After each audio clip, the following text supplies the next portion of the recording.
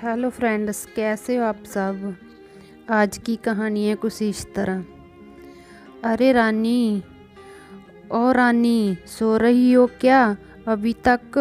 रानी की जेठानी जोर जोर से चिल्ला रही थी घर के आंगन में खड़े होकर। रानी जानी मैं। तभी मैं भागती हुई अपने कमरे से निकली और बोली, दीदी आ गई मैं।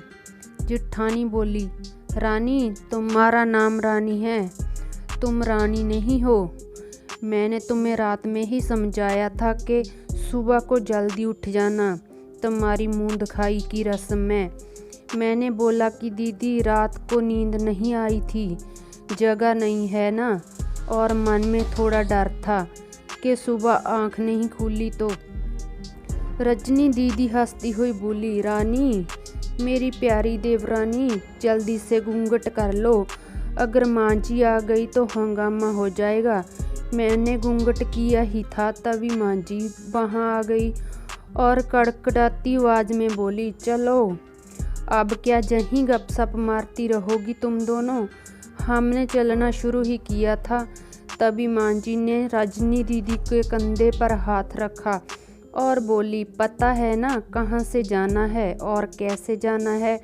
माँ जी ने बोला कि जब भी कोई बड़ा तुम्हारे सामने खड़ा हो तो हमेशा घूंघट में रहना और कम से कम अपने बड़ों के सामने आना, और बिना घूंघट के तो कभी नहीं।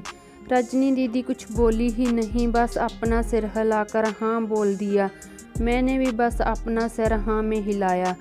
माँ जी के जाने के बाद मैंने पूछा रजनी दीदी से, आप तो स्कॉलर हो और इन सब चीज़ों को कैसे निभाते हो।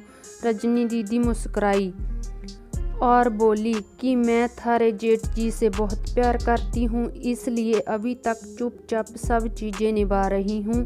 मैं कुछ नहीं बोली और चुपचाप रजनी दीदी के साथ घर के बाहर वाले कमरे में जाकर बैठ गई। वहाँ पर एक पड़ोस की आंटी जी बैठी थी। वो बोली कि ये कैसी बहू आई हैं, ससुर जी सामने खड़े हैं और ये यहाँ बैठी हैं, मुझे कुछ समझ नहीं आया। मतलब रजनी दीदी बोली, आंटी जी अभी नई बहू हैं, जहाँ के रीति रिवाज सीखने में थोड़ा समय लगेगा। रजनी दीदी मुझे वहाँ से उठाकर मेरे कमरे में छोड़ेगी। 6 महीने यूं ही छोटी छोटी चीज़ों में बीत गए। फिर एक दिन मैं राहुल के साथ साड़ी लेने गई। राहुल का फ़ोन आया और वो दुकान से बाहर बात करने चला गया। साड़ी की दुकान पर मैं बेतड़क होकर साड़ियाँ देख रही थी। तभी साथ में बैठे हुए अंकल जी खांसे। एक बार फिर, 2 बार फिर, 3 बार फिर।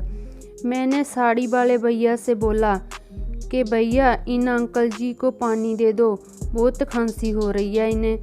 अंकल जी भड़क उठे और बोले, क्या बदतमीज़ लड़की हैं, जे कुछ शर्म लिहाज है या नहीं इसे।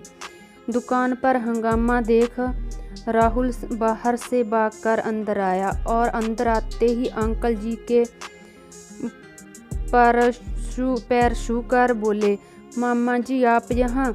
मैं घबरा के दुकान से बाहर निकल आई, एक लंबा घूंघट करके गाड़ी में बैठ गई। राहुल बाहर से आए और गाड़ी में बैठकर गाड़ी बहुत तेज चलाने लगे। मैंने धीमी आवाज़ में बोला, गाड़ी बहुत तेज चला रहे हो आप, कहीं एक्सीडेंट ना हो जाए। हम घर पहुँचे ही थे तभी माँ जी जोर जोर से चिल्लाते हुए बाहर आई, देखो आ गई हैं जे रानी साहिबा, खानदान की इज्जत मिट्टी में मिलाकर। तभी रजनी दीदी आई और बोली, माँ जी मेरे शादी को 6 साल हो गए हैं, मैं अभी तक मामा जी को नहीं जानती। ये कैसे जानेगी। माँ जी जोर से चिल्लाई, देखो कैसे चपड़ चपड़ जवान चल रही है इस रजनी की। कभी राहुल सबकी बात काटते हुए बोले, माँ जी ये दोनों सही बोल रही हैं, अगर ये हमेशा घूंघट करके रहती हैं तो ये मामा जी को कैसे पहचानेंगी। और माँ आज मामा जी के फ़ोन पर तो उन्हें पूरे घर की शांति को भंग कर दिया। ये वो ही इन समाज हैं जिसने सीता मैया पर भी उंगली उठाई थी। पिताजी और जेठ जी ने भी अपना पक्ष राहुल के साथ ही रखा।